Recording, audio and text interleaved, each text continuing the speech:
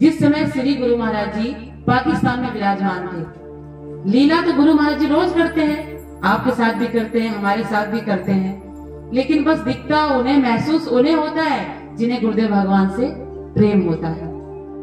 इसीलिए कहा जाता है कि गुरु के दरबार में नित्य प्रति चमत्कार होता है। गुरु के दरबार में नित्य प्रति चमत्कार होता है, लेकिन दिखता उसे है जिसे गुरु से प्यार होता है, सबको नहीं दिखता।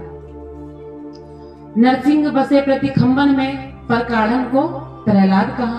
भाई नरसिंह तो हर खंबे में बसे हुए हैं, कण कण में भगवान है, लेकिन वो आंख होनी चाहिए जिन आंखों से हम उन निराकार भगवान को देख सकें। तो स्वामी आत्म रामानंद महाराज जी श्री गुरु महाराज जी के सारथी थे, उनका वाहन वो चलाते थे। तो एक समय जब श्री गुरु महाराज जी पाकिस्तान में विराजमान थे, गुरु महाराज जी ने कहा चलो आज हम कहीं चलते हैं। तो जाने लगे। तो श्री गुरु महाराज जी विराजमान थे कार पर, स्वामी जी कार चला रहे थे। तो चलते चलते एक बड़ी सी नहर आई, एक नदी आई। तो स्वामी जी ने कहा कि प्रभु अब कैसे पार करें, अब तो हमें राह बदलनी पड़ेगी, सामने तो नदी आ गई बहुत बड़ी, अब इसमें तो संभावना ही नहीं है कि कार चली जाए। तो श्री गुरु महाराज जी के कार में पीछे भी संत बैठे हुए थे। तो गुरु महाराज जी ने आज्ञा दी एक संत को कि जाओ देख करके आओ, उसमें देख करके आओ, अंदर जाओ कि कहाँ तक पानी है। तो वो संत उतरे गाड़ी में से और गए।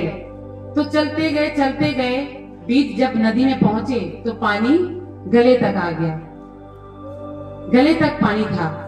जब गले तक पानी है तो संभावना ही नहीं है कि कार चली जाए, है भैया? नहीं है।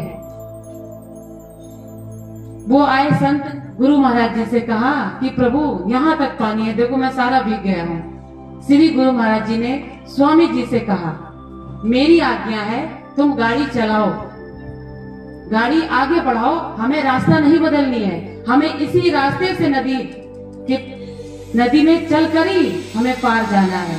स्वामी जी ने कहा कि प्रभु मैं कैसे करूं? कहा चिंता मत करो, एक्सीलेटर पे पैर रखो, हटाना मत और गाड़ी चलाओ। स्वामी जी ने ऐसा ही किया, एक्सीलेटर पे पैर रखा और हटाया नहीं पैर, और देखते ही देखते जो उनकी कार थी वो पल्ली तरफ नदी के कार पल्ली तरफ पहुंच गई और कार भीगी भी नहीं। ऐसे चमत्कार हैं मेरे नंगली वाले सरकार के, जिनके हम बच्चे कहलाते हैं। ये अपने आप में गौरव है कि हम नंगली वाले के बच्चे हैं, जिन सरकार ने 13 वर्ष तपस्या की है बिना कुछ खाए पिए, जहाँ के पेड़ों में से भी हरियर हरियर की आवाज आने लगी थी। ये आवाजें कब आती हैं? हमारे दिल से भी आवाज आती है। हम कहते हैं ना, जब हम भजन करते हैं तो हमें अनहद नाद सुनाई देता है। सुनाई दिया आज तक किसी को? किसको सुनाई दिया? किसी को नहीं सुनाई दिया। कैसे सुनाई देगा? जब तक तुम तप नहीं करोगे, भजन नहीं करोगे, सुमिरन नहीं करोगे, तो वो आवाजें तुम्हें नहीं सुनाई देंगी।